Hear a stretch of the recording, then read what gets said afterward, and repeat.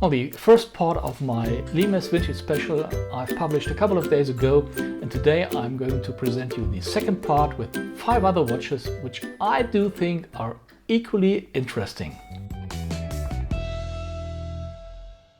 Hello and welcome to Watch Max's Watch Videos. My name is Axel and I'm glad to have you on the show. After I've published the first part of my Ickler Vintage Special, this is the second part with 5 other equally interesting watches, and I was only able to do these 2 videos because a collector friend of mine gave me 9 watches out of his collection, so I was able to take the footage of the video, and the company of Ickler really supported me by looking up the details of the watches, provide me background information. It was absolutely great and a really great dedication of Ickler towards their customers and collectors community. Highly appreciated. And now let's directly move to the watches. The first 2 watches I would like to show you are relatives, if not siblings. The first one is the Ickler Outback Flieger Automatic Chronograph with an ETA value 7750. The case and the bracelet are brushed or matte stainless steel. There is a massive steel back of the watch, so no look-through case back. The crown is a screw-down crown, and the watch has a water resistance of 100 meters. The second one I'm going to show you is quite similar, but if you have a deeper look, the case is significantly different, which I do like, and the watch has only a water resistance of 50 meters. So they are named exactly the same, but they do look different in detail. They have a different water resistance, so I would assume they are from different product cycles. The Ickler Outback Flieger Chronograph is a heavy and I would say a little bit thickly watch, which is well made, has a stainless steel back, screwed down, crown guards, and a nicely made appearance, but it can't deny a certain thickness of the watch. The clasp is simple, it's not a milled clasp, and the folding mechanism is steel sheet, so it's well made, proper functioning, but nothing special. Due to the chronograph pushers and the crown guards, it's not so easy to measure the diameter, but let's try to find a fair value, and 38.5 I think perfectly matches the size of the watch, and I think that's a good and reasonable value. The lug to lug span at this watch is easy to measure because we don't have a lug gap here, so we can take the full length, and the lug span is 43.5, which makes it a nice watch for smaller wrists if there hasn't been the thickness of, let's see what it is, 14 millimeter. So it's a thick and heavy watch.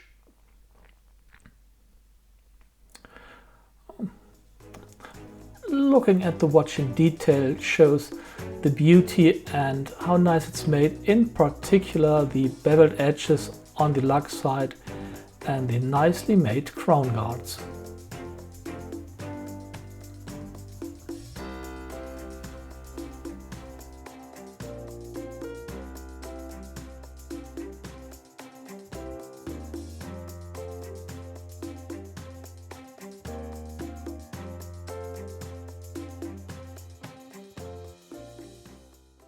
The other Ickler Outback Flieger Chronograph is a kind of sibling, but it's different in detail, as you can see here. There are no crown guards.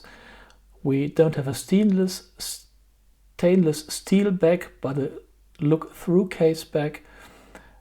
We have a similar shape, but different in detail. This watch has a water resistance of 50 meters, while the other had 100 meters. The clasp is similar, nothing milled. properly functioning, but nothing which is outstanding. But it's perfectly fitting into the time. We have not just a day, but a day-date complication. And again, let's try to measure a fair value of the case size, starting with the diameter. And again, the diameter is 38.5 millimeter, which I think is a perfect match. The lug-to-lug span is about 43 millimeter, so you can see the watches are sized nearly equally, and the thickness of the watch is 13.6, 13.7, so a little bit thinner, empowered by an ETA Valjoux 7750, sapphire on the front, mirror on the back. The lug side looks a little bit different. Overall, a really nice and sporty watch.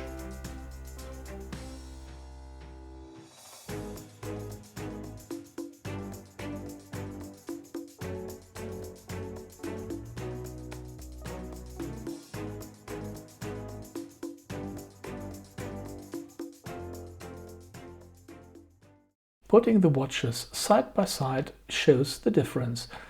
The lug side with the flat versus the beveled edge is one of the most significant differences, and the other one is the crown guard on the right side and the missing crown guard on the left side. So differently made. They are relatives, but they are no real siblings. On the back you see that stainless steel case back versus the look-through case back. So you see it's the same series, but differently made watches.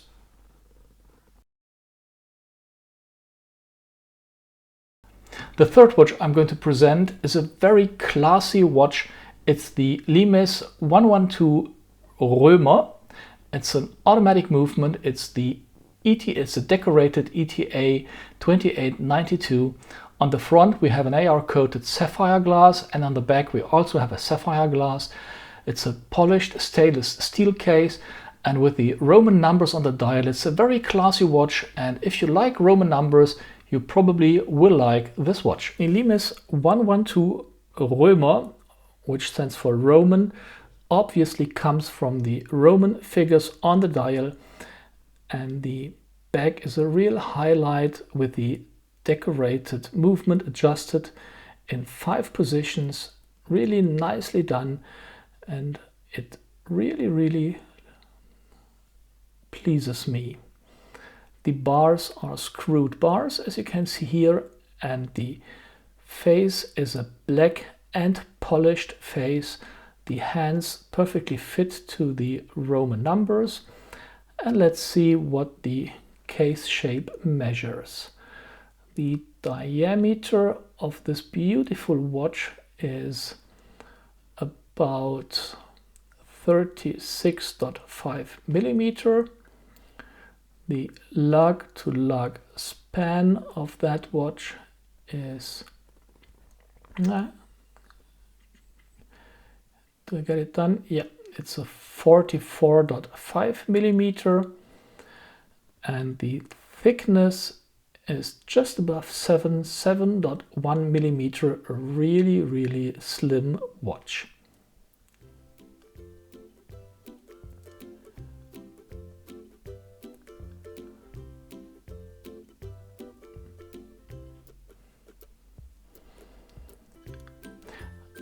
I've never been a really big fan of Roman numbers, but on that watch I think it's a perfect combination.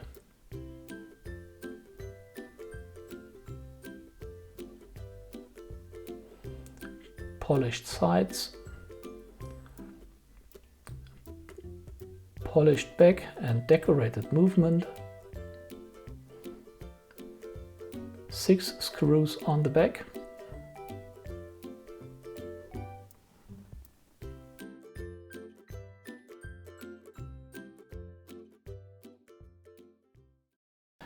The fourth watch I'm going to present is a really special watch, and I was so glad to have it on my desk.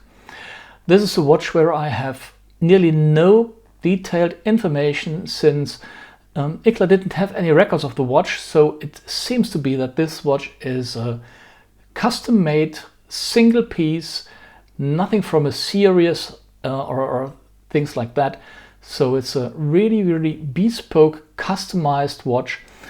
And unfortunately, I don't have much background data other than which I'm going to show you in the video.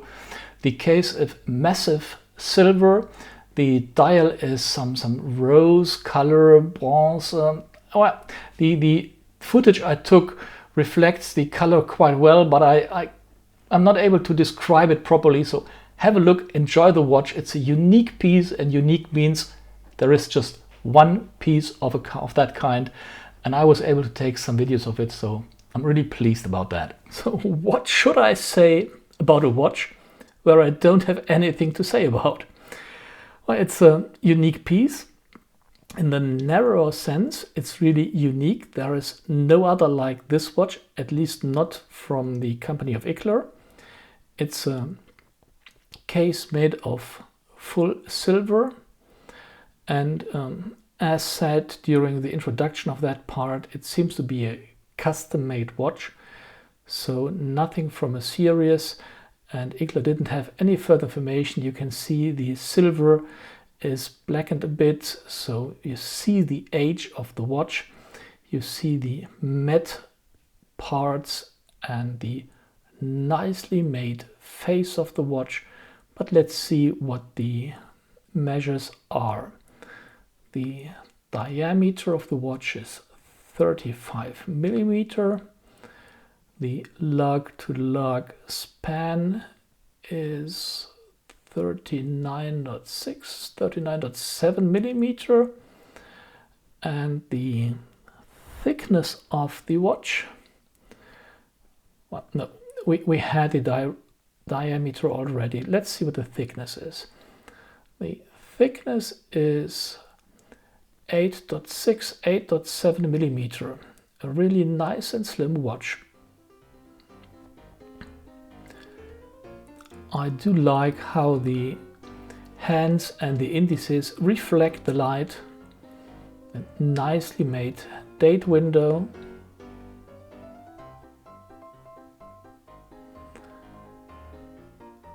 And the stamp saying 925 silver.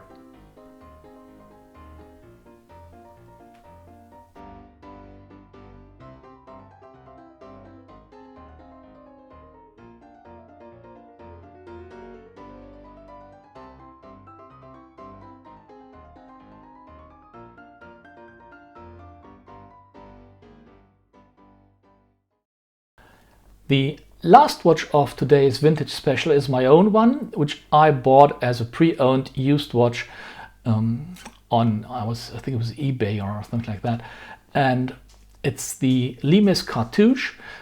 It was bought on October 4th in 2002. I do know that because I do have the papers of that watch. Built in as an ETA 2824. A really nice watch. I do like the dial, I do like the face of the watch. It's a classy watch, and I'm really glad to be able to present it to you. Triggered by all the footage I took of the vintage watches from a co-collector, I started to look for one for my own collection, and this is the one I got. Screwed bars, nicely made back, non-decorated movement, polished back, very handy crown, special shape of the horns for the screwed bars, a matte side of the watch, nicely done, a coin-edged bezel, and a very special dial in a silverish tone, nice hands, nice Arabic numbers, and a really good size to wear it under a shirt, a cuff, or to a suit. 37.5, 37.6 millimeter in diameter. The thickness of the watch is also very cuff friendly, with 9.6 millimeter, and the lug to lug span also suitable for smaller wrists with 46.6, 46.7 millimeter.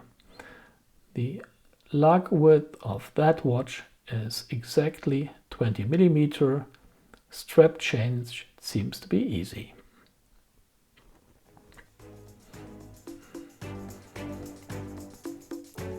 I like the play of the light. I like the coin-edged bezel. Normally not exactly what I'm looking for, but it perfectly fits for this watch.